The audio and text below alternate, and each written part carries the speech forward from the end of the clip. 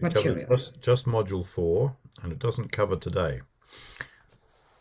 So today's class is kind of revision, bonus stuff, but I won't be introducing anything new that I'll be testing you on today. Okay. So it's the previous three weeks. Okay, all right. Well, the audio works. Um, just a couple of housekeeping things. So the first thing is you probably know, but just a reminder that test 4 is going to be. I'm going to run it over 36 hours rather than 2 hours. This It's pretty clear this time of year, this week. People have assignments and things coming at them from all directions, and I think trying to have a, you know, 2 hour window is going to create all sorts of difficulties for people. So I'm going to run it over the 36 hours, but I'm still going to design it as a 2 hour test. So you just download it and do it when you choose to do it. Make sure you do it by yourself and make sure you get it in on time by 11 o'clock Canberra time on Friday. These are technically take-home exams, so there's no. If you don't get them in on time, then that's the end of it. You get 0 for it. It's not like regular assignments where you can, you get a 5% reduction for every day late. That doesn't work with take-home exams. Now, the other thing, I'd be interested in your thoughts on this, but I've had a week from hell. The last straw of which was my email account was um, cut off from me on Thursday night, and I still haven't got it back. Um, and I'm not alone. It looks like, from what I can tell, there might be well over 1,000 staff at ANU in that situation. So I'm probably going to give everyone an extension on the critically appraised topic. But I just wanted to check that doesn't create more problems than it solves for some people. What I'm thinking of is probably about 5 days, including the weekend. So that would take the due date um, into the exam period. Thank you, Bianca.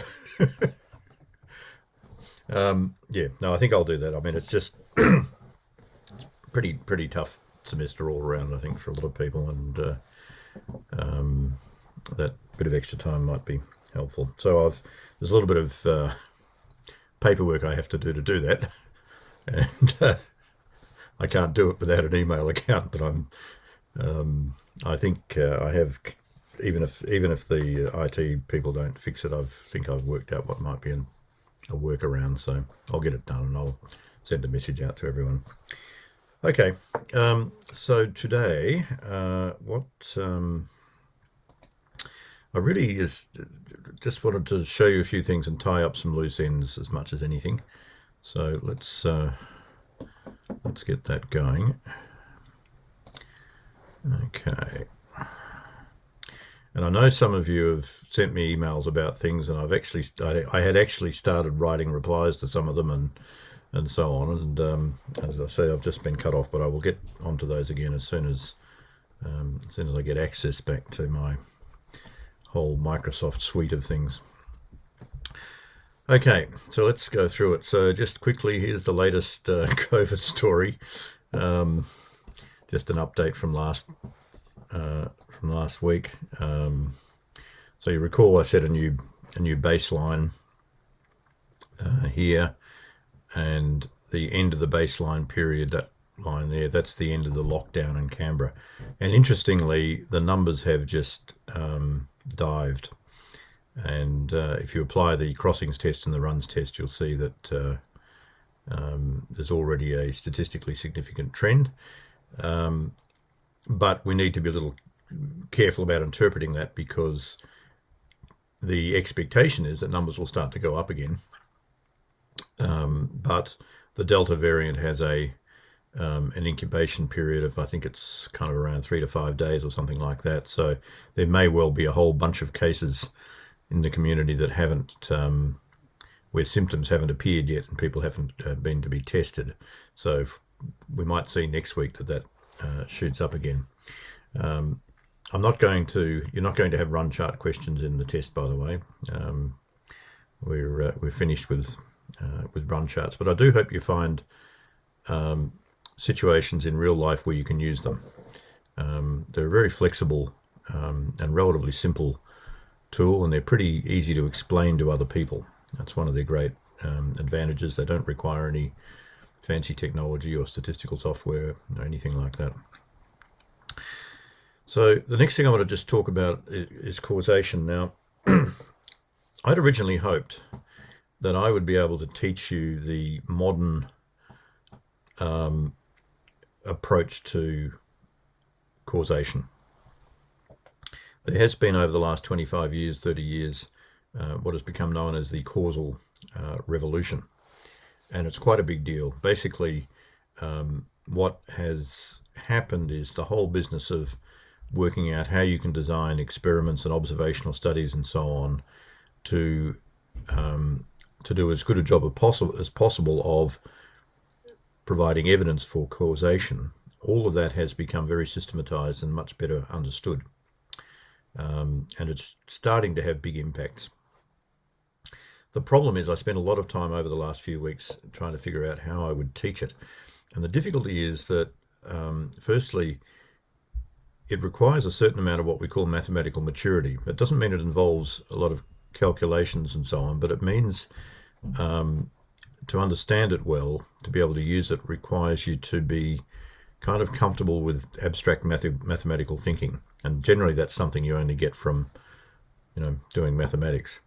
And generally in a course like this, there's going to be just a very wide range of that mathematical maturity, as we call it.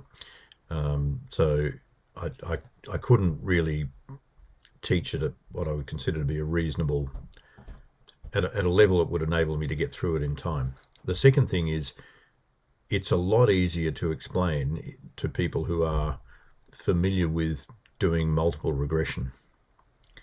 And I know there are a few students in the class that have done courses where they have, seriously learned to do multiple regression, but the vast majority of students haven't. So in the end, I gave up on that idea. And, the truth is it's probably a whole course in itself if I really pursue it. But I do want you to be aware that this whole thing you hear about correlation is not causation. That's not really true. I mean, it's never been completely true. And we have a much better understanding of when it's true and when it's not now. And to say that you can't draw conclusions of causation from observational studies is not strictly true. Okay, we do it a lot. We usually don't admit to it. We usually don't say that's what we're doing, but that's what we do in scientific research, including in management research. And frankly, people wouldn't do the research if they didn't think they were producing evidence about causal relationships. What would be the point? You wouldn't. But let me just finish what I started last week about this sort of three-part version of what makes for causal evidence. So the first is, the time order, the cause coming before the effect. And I made the point that's often somewhat ambiguous. The second is, the existence of some kind of strong correlation. And then the third is about taking care of, accounting for, controlling for alternative explanations. Now, there are more sophisticated versions of that. So there's something called the Bradford-Hill criteria that particularly those of you that have studied, medical related subjects will be familiar with, I think. Bradford-Hill came up with these in the heat of the debate about smoking and lung cancer in the 1950s. And there's a pretty good account of them on Wikipedia. You can look them up. So it gives you a little bit more detail about how judgments can be made about the strength of evidence for causation. Now, I'll just talk a little bit about the tobacco lung cancer thing. Just simply, partly because it's a really interesting case study, and it's somewhat similar to what we've been through with climate change. So if you go back to the 1940s and 1950s, when studies were being done on smoking and lung cancer, one of the biggest studies, the subjects in the studies were medical doctors. And I forget the exact proportion, but something like 40 or 45% of doctors smoked in those days. But this was an issue that had huge financial implications for a number of big businesses around the world, and for significant effects on the economies of some countries. And it was a pretty hot topic. Those were the days back in those days when tobacco companies actually advertised the health benefits of cigarettes. So one of the more interesting things that happened in that time was Sir Ronald Fisher, who is generally regarded as probably the most important statistician of all time. He was a smoker, but he really resisted this idea of a causal relationship between lung cancer and smoking. And I think, I don't want to defame the guy, but I think he may at one point have actually been in the pay of the tobacco companies. And I'm not suggesting that necessarily would have influenced his opinions. He was a very opinionated man. But he suggested in the late 50s, and this was when we were only just beginning to understand DNA and modern genetics. He suggested, well, the causation could be the other way around. Maybe, there's a thing that causes lung cancer, some kind of genetic predisposition to lung cancer, which also causes you to smoke or to become addicted to nicotine. And this idea was kind of laughed off, I think, almost by the people that held the opposite view. Now, we can represent what he was suggesting in a diagram like this, where the lines with arrows represent a hypothesis about causation, or two hypotheses here. So one is that genetics causes lung cancer, and the other is that genetics causes smoking, and smoking causes lung cancer. So the fact that there are arrowheads there represents the fact that this is a set of causal beliefs. But the lines themselves between those things also indicate correlation. That there's correlation there, or that you're going to be looking for correlation if you're doing a study or an experiment or whatever. And the thing about correlation is essentially about a flow of information. So if this model is correct, one of the things we would expect to find is that knowing that a person has lung cancer tells us something about the probability of them smoking, and it also tells us something about the probability of having whatever the genetic configuration is that's linked to lung cancer. And similarly, knowing that somebody smokes tells us something about their genetics and something about the probability of getting lung cancer. So you can think of correlation as a kind of information flow.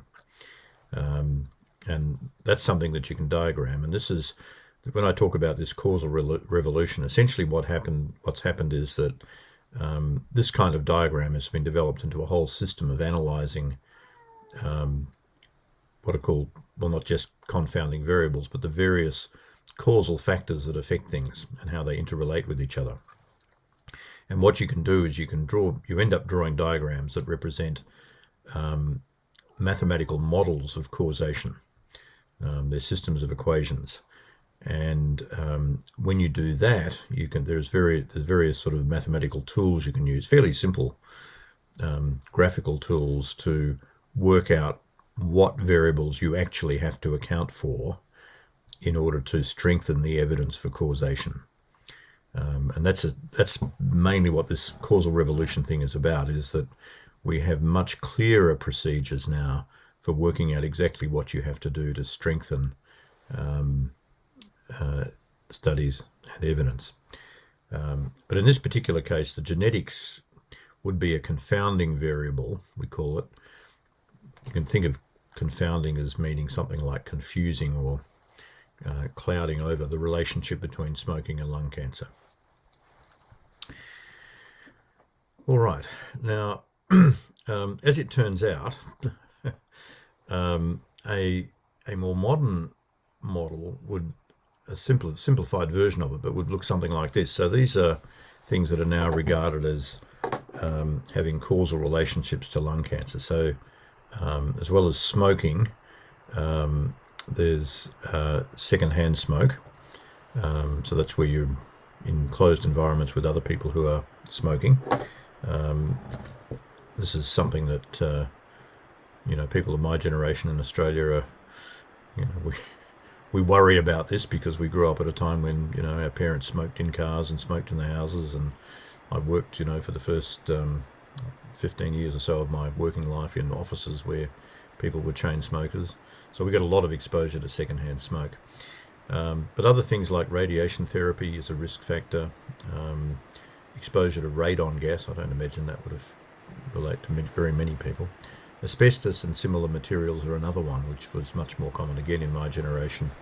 Asbestos was quite a widely used building material, and people commonly had exposure to it. But an interesting thing that's emerged more recently is there may actually be well, we certainly know there's a genetic factor that has a causal relationship with lung cancer, but it's beginning to look like there may actually be a genetic factor that affects addiction to nicotine. And so Ronald Fisher may turn out, in fact, to have been sort of partially right. Not that genetics was the only factor, but that it may actually be a factor. I don't think it's yet terribly clear about how strong a factor it is or how important it is, but it does seem to be sort of turning up that there may be a genetic predisposition to become addicted to nicotine. So that's sort of the tip of the iceberg, really, with causal relationships. The important thing to remember, and this is important with your critically appraised topics, is when you're reading papers, they will pretty much always talk about how they tried to deal with confounding variables. They will say we controlled for this and we controlled for that. In the sorts of things you're looking at for the critically appraised topic, they might be things like years of working life, gender, age, the type of work people do, level of education, a bunch of things that might be controlled for. You need to make judgments about, have they controlled for everything that might reasonably be a problem in their models. Now, I wanted to show you a little example that one of our classmates drew my attention to. It was something that he had actually worked on, or not worked on, but it had affected his work, and he had to respond to it. And it's an interesting little case. So it starts with this research paper about sharks and the shark fin trade. Now, you may or may not know that shark fins are dried shark fins are an expensive delicacy in a number of countries, particularly in China and in the Chinese diaspora, but other places as well. They're very expensive, and they're quite controversial because for two reasons. One is generally about the environmental status of sharks. Some sharks are close to extinction, some are under threat.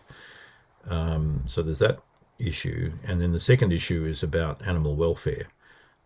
So in Australia, for example, we have strict regulations that are, to prevent shark fishers from catching a shark, cutting off its fin and throwing it back alive into the water. As I understand it, if you catch a shark, you have to keep the whole shark and process the whole animal. So there's kind of animal welfare issues around it as well. So in many countries it's regulated, and in some countries it's very highly regulated. And there's quite strict policing of it. What this article did was what the researchers in this article did. It was a very interesting study. They got hold of a sample of over 5,000 shark fins. They got them from 4 countries: China, Brazil. Where was it? China. I've got it down here somewhere. Brazil, Canada, China, and the United States. Yep. So they got 5,000 odd samples of dried shark fin that they got from markets and auction houses and so on, where the things are sold. And then they used a DNA sequencing technique on these shark fins. I think it's closely related to the sequencing system that's used for the standard COVID test. But they got the DNA fingerprint, if you like, and then they matched it against existing databases about sharks of different kinds. Now, the whole thing is rather complicated, and I can't claim to understand all the detail of it. But what they then did was they got all this data, and they built artificial intelligence models. Yeah, PCR, Sarah. Yeah, I'm pretty sure it's the same thing, but I mean, it's not a COVID test, but I think it's the same sequencing technique or whatever it is that they do. So, so they got all this data about the samples and about shark species and shark species locations and so on, and they used what's called an ensemble artificial intelligence technique. So they had 4 artificial intelligence models that they kind of chained together to make one big model, and then that led to that was summarized in this diagram here. And the key thing I want to draw your attention to is the lighter areas are where there's the highest probability that the shark fins came from. Okay, that's ultimately what this led to, was claims about where the sharks were, that the shark fins came from. And what you'll notice is the lighter areas, well, you know, the lighter areas are mostly coastal. So if you look at Australia, you'll see all these areas around the coast of Australia, and then you'll see bits and pieces of light areas across up here and then along the coast there. So what was striking about this is that runs contrary to what had been the accepted wisdom in the research to date, which was that shark fin harvesting had been trending into the high seas away from coastal areas, presumably because of regulation. And one of the conclusions that the authors drew was that countries like Japan and Indonesia and Australia, Brazil, that were, according to their models, the main source of these shark fins, ought to introduce stricter regulatory regimes. Okay, so that was a pretty bold conclusion. That then led to a response about 5 or 6 months later. So great long list of authors here from the USA and Canada and Brazil and Australia. And it's not a very long response, published in the same journal. And what the response says is, well, lovely models, but there's actual real world data about where the sharks are. And this has been collected over decades, and it's constantly being monitored. And your model predictions are, completely out of step with what we know about where the sharks actually are. So what that suggests, and I don't think this is just a matter of, one group of countries getting upset with another group of countries about assorted claims. I think what we see here is something that something happening that's actually really important to always be aware of, and that is when you are trying to come up with evidence of causal relationships. So the causal relationship here is, if you're a shark swimming in the ocean, there are some places that are more likely to cause you to be caught and have your fin cut off than others. Basically, that's the gist of it. If you're going to be making claims about causal relationships, then you have to really understand the real world processes that generate the data. And this is particularly, I think, in the last decade or two, become a fairly pressing issue, because a lot of data analysis is done by people like me, because I do some of this kind of stuff. We're working with data from areas where we are not experts on the data generating process. And you have to always remember, if you're doing that, and some of you will probably find yourselves doing this kind of work as well, where your job is going to be to analyze data coming from processes that you're not an expert about. And the lesson is, you need to become, if not an expert, at least learn as much as you need to learn about the actual real world data generating process as you can, to avoid you making the sort of mistake where you get a beautiful predictive model that works with the data you've got, but doesn't align with what goes on in the real world. Because these models, so linear regression is the most common one, and the simplest version of linear regression are fairly straightforward to understand. And then at the other end, you get these, very fancy things like neural networks and support vector machines and things. But they all will produce predictions if you give them data. That's just what they do. But whether those predictions make sense is not something that is determined by the statistical model. It's something that has to be determined by relating the outputs of the model with the real world. And in this particular case, there seems to have been something of a disconnect there. Now, I checked again this afternoon. It's a couple of months since I first saw this data, and there has actually been a rebuttal to the rebuttal, which was published a couple of months later.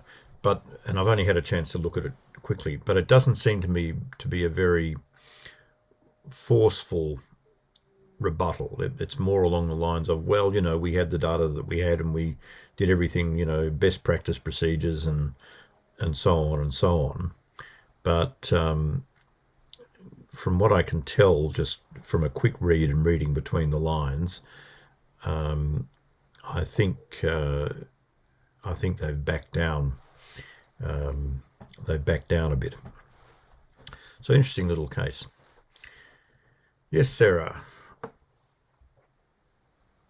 Is this the sort of analysis you're going to expect, like sort of for our critically appraised topic, sort of?